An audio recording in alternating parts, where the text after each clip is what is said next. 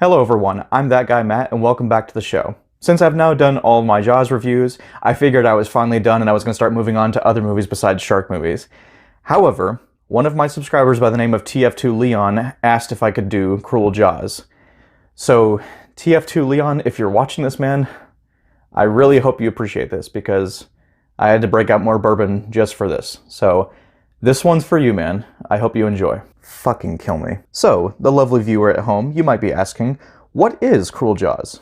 Well, despite what the title may suggest, it isn't a continuation of the Jaws series. Oh, no. It's an Italian direct-to-video film that just piggybacks off of the Jaws name. But hey, at least the title is honest about one thing. It's cruel to sit through. Cruel Jaws was released in 1995 and was directed by Bruno Mattei, and it tells the story of Jaws 1 through 3. No, that's not an exaggeration. I'm convinced the filmmakers sat in a room one day and they all said, hey, let's take the first 3 Jaws films, throw them into a blender, and make them all shittier somehow. And boom, we get Cruel Jaws. But trust me, that's not the only problem with this movie. So without further ado, let's take a look at Cruel Jaws and... I am so sorry about everything I said to you guys. The movie opens with 2 divers as they're investigating the wreckage of a military ship. Then suddenly they're attacked by a shark. Big surprise, I know. Their captain warns them that they have a limited supply of air and will need to surface soon.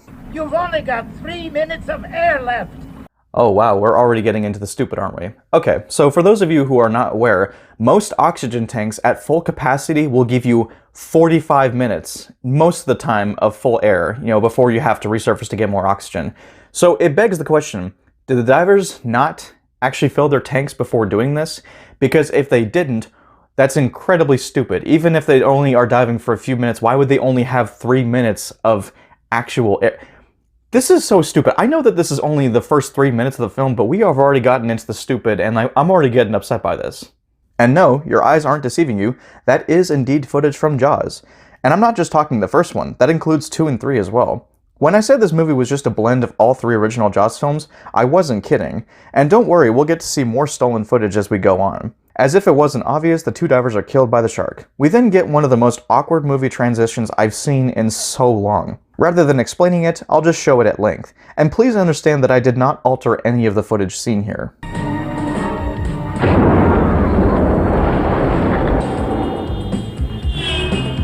And people said that Jaws 4 had bad editing. And mind you, there are multiple scenes throughout the movie that transition like this. Yeesh. Anyway, moving on. Here we are introduced to Bill and Vanessa, played by Greg Hood and Norma Nasheen respectively. The 2 are dating, and it's here we get the first glance at just how bad the dialogue is. Sailing, tennis, discoing till dawn, that sort of thing. If that's alright with you. My god, the emphasis on the wording here is hilarious. Discoing till dawn. The 2 arrive at their destination in Florida, where we're introduced to some more characters such as Dag Sorensen. I wrote his name down in my notes and I still can't pronounce it. We're just gonna call him Dag. You may have noticed here that Dag actually is played by Hulk Hogan. Okay, not really, but I legitimately thought it was Hulk Hogan when I first watched this movie. Dag runs an aquarium with his sons and is on the cusp of being shut down by the mayor due to months of unpaid rent. Which is actually kind of considerate, if we're being honest. I mean, the filmmakers try and paint the mayor as an asshole here, which admittedly he is, right? But the funny thing is that he's been here for months without paid rent, whereas most landlords in real life, if they go a couple of weeks without usually making their rent, they'll just be like, okay, time to pack up your shit and get out of here. We're then introduced to our quote-unquote Brody of the film, Officer Francis, played by David Luther. He interrupts their conversation by giving Dag an eviction notice, stating they have 30 days until they have to leave. We then get some more hilarious dialogue. That fat money-grubbing bastard. I'd like to rip his balls off. Oh yay, the mayor is an asshole trope, like we've never seen that before. Guys, there is such a thing as subtlety. Even Jaws had a more subtle mayor than this guy did. Shortly after, however, Billy and Francis perform an autopsy on the divers from earlier. Billy, who more or less is Matt Hooper of this movie, believes it's a shark. Could have been a shark. A shark and it did that? Billy, I need a precise answer here. Jeez, Francis, give him a break, man. He just got here. And even if it was a shark, there's no telling just because of how chewed up the body is. I mean, God, even Brody was more patient than this guy was. Francis and Billy meet up with the mayor and request for him to close the beach in order to prevent any further deaths, but the mayor doesn't intend on doing so. If word gets out that a shark tore a driver to bits, you can kiss the tourist season.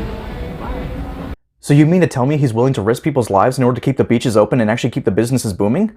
Oh my god, this movie's breaking all kinds of boundaries. We then switch over to a nighttime sequence where two teens are making out on the beach. At least I think it's supposed to be nighttime, because why else would they have this blue filter? I don't mean to be so nitpicky, and I'm sorry if this comes off as harsh, but this just looks so bad. I'm sure this movie was probably filmed on a shoestring budget, but come on now. I've seen indie films with better lighting and color filtering and had close to no budget whatsoever. Regardless, the two go for a swim and the girl is then eaten by the shark. Shocker, I know. We then transition to some dude that is being beaten by the mayor's son and his friends due to him dating one of their family members. I honestly don't know who, nor do I care. However, at least the scene is somewhat entertaining due to the sound effects and the hilarious dialogue.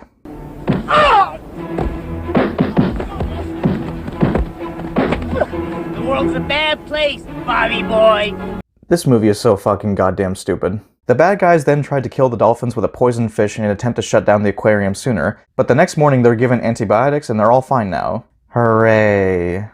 Some time passes and the town has gathered together to determine what to do about the shark. There's this summer event going on called the regatta, and they don't want to cancel it, so they decide to put up some metal cages and have the coast guards watch over the swimmers. I swear, every time I read my notes, this movie just sounds more and more derivative. I mean, can this movie just do something original? Francis is scouting out on the beach, but a family walks up to him and they ask him if the shark is still there, but he tells them it's gone. You mean to say we came all this way and now it's gone? They didn't say that on TV. Hey buddy, if you want to see a shark attack sequence, why don't you just watch the original Jaws? And more importantly, why are you dragging your family into this? It's not as if like when I get into a car accident, my first thought is to jump out of my car and be like, hey everybody, where's all the mangled corpses at? I want to see that, don't you? The day of the town event, there's a bunch of surfers racing, and wouldn't you know, the shark shows up to kill a bunch of beachgoers, including Vanessa. Wait, who is Vanessa again? You know what? It doesn't even matter anymore. Dag's daughter was nearly killed in the shark attack, so she's taken in for medical attention. The mayor then offers a reward of $100,000 to whoever can kill the shark. Whoa, $100,000, huh? I wonder if Dag actually will assemble a shark attack team so that they can kill it and then they can earn the money, only for them to actually be able to keep the aquarium open. Now we finally have something slightly interesting. A plot point that was scrapped in the original Jaws film, but the mafia exists in this movie, and they are urging the mayor to take care of the shark before it costs them any more money. So you better make sure that shark is eliminated immediately. Is that clear? And not in a week's time. Now. And you might be wondering, loyal viewer, does this actually lead to anything? No! Of fucking course not! It's as if the movie makers just sat there and thought, hey everyone, let's utilize this scrapped plot point from the original Jaws and let's go ahead and put it in our movie just because. If you're not gonna make it do anything interesting, then why fucking include it? Fuck me. Anyway, moving on. The mayor's son and his friends go out on a boat and try to kill the shark themselves, but they're so incompetent that they end up killing themselves with gasoline and a flare gun blast.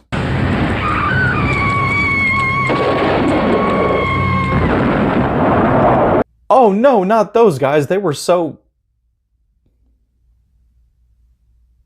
Skipping through a lot of unnecessary dialogue, Dag and his crew manage to rig some satchel charges that blow up the shark, which earns him the money, and as you'd expect, he gets to keep his business open. The movie ends with the mayor getting pushed into the lagoon by the seal and everyone laughing and having a good time. Thank God it's finally over. Anyway, that was Cruel Jaws, and... where do I even begin with summing up this movie? Well, to start things off, it's quite obvious this movie tried to do way too much in its short runtime. Trying to put all three original Jaws movies into one is a rather ambitious task, and it just wasn't done well, even if we look past how derivative this movie is. It's not just the bad dialogue, the line delivery, the predictable plot points, or the weak and unconvincing performances, but entire lines of dialogue and footage are ripped straight from those films. Not even the propeller of a transatlantic ocean liner could do this. It was a shark, all right, and a big one. And all they really know how to do is swim, eat, and make baby sharks. And that's all. The acting all around, as you'd expect, is pretty bad. It's not super over the top, mind you, but a lot of the actors show little to no emotion, and when they do, it just comes off as amateurish and extremely forced. Granted, many lines of dialogue did make me chuckle, but only because they were so terrible. The shark itself is comprised of at least 90% stock footage from the first three Jaws films, with a few scenes here and there that feature a new shark that was actually originally done by the filmmakers. Which brings me to the fact that there's no tension whatsoever. Nothing even remotely frightening happens. One of the sins that this movie commits is that it often uses too much stock footage and too much of the shark attack sequences. Sometimes less is more, and this movie just shows way too much of the shark and not in a good way. Even with all that said, would I recommend Cruel Jaws? Yes, but only if you can tolerate so bad that it's good filmmaking. I watched this movie alone on a Friday night in the dark and nearly fell asleep. I could see this movie being fun with friends or family members, but after a certain point the movie just starts to drag and overstay its welcome. At the end of the day, Cruel Jaws is just a lazy rehash of Jaws and is clearly just trying to piggyback off its success and name. Even with all of my complaints, is Cruel Jaws the worst shark film I've ever seen? No, not even close. If you like this style of film, I'd say go for it. Maybe grab some friends and family members, grab some popcorn and candy, and just have a good time. If you're someone like me who's still waiting to find a movie that will top the original Jaws, you better keep looking. Or hell, just go back and watch the original Jaws like I always do, just to remind yourself that there actually still are good shark movies out there. I think I'm going to take a break from shark movies for a little bit. I've had way too many of them. I mean, seriously, at this point I'm starting to wonder if you could just combine all of the bad shark movies into one, you could fill the entire goddamn ocean with them. Thank you guys all for watching. I appreciate the support on the channel recently. You guys have just been absolutely incredible. So, let me know down below in the comments. What do you guys think of Cruel Jaws? What would you like to see me review next? And as always, guys, this has been That Guy Matt, and I will see you guys all next time. Until next time, I hope you all take care.